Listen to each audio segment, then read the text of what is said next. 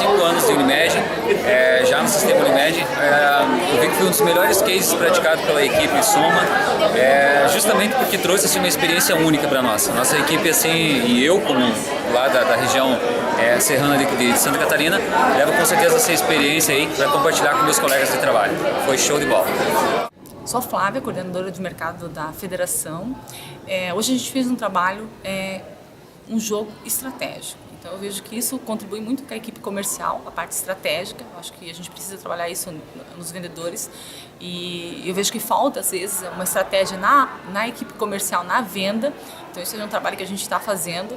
A Unimed hoje é uma líder de mercado em Santa Catarina, então acho que eles não estão acostumados a ter uma concorrência, então a estratégia e planejamento é fundamental no negócio.